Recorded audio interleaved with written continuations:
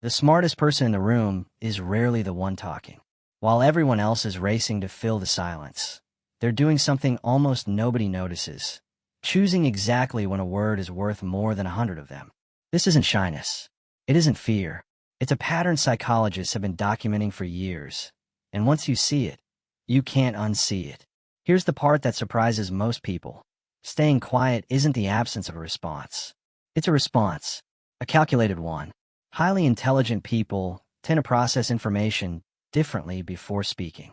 Instead of reacting to the first thought that surfaces, their brain runs a quick background check.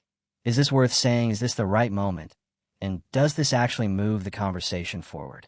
That extra half second of filtering looks like silence from the outside, but internally it's closer to editing in real time. This is why intelligent people often seem more reserved in group settings. They're not disengaged.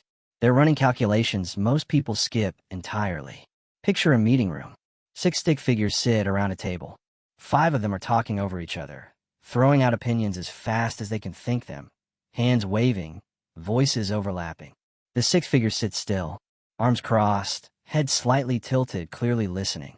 A small thought bubble above its head fills, empties, and refills, options being weighed and discarded one after another.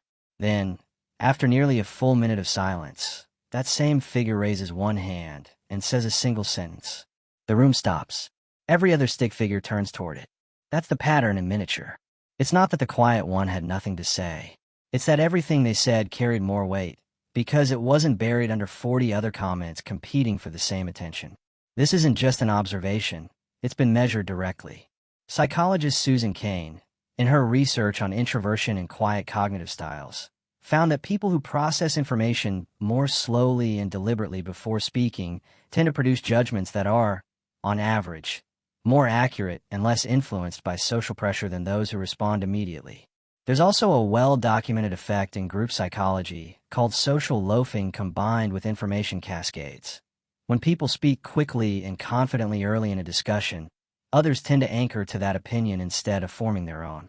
Researchers studying group decision-making, including work built on Irving Janis's studies of groupthink, found that the earliest, loudest voices in a conversation often shape the outcome far more than the most accurate ones. In other words, speaking first isn't the same as being right, and staying quiet isn't the same as having nothing to contribute. Intelligent people often instinctively understand this, so they wait, not out of insecurity, but because they've learned that timing changes how information is received.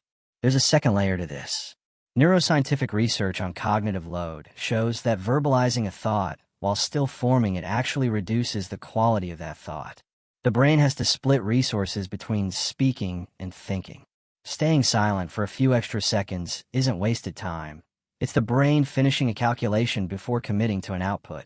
So how do you actually use this instead of just admiring it from a distance? First, in any group conversation, give yourself permission to let a few seconds of silence pass after someone finishes speaking before you respond. That pause isn't awkward. It signals that you actually considered what they said instead of just waiting for your turn to talk.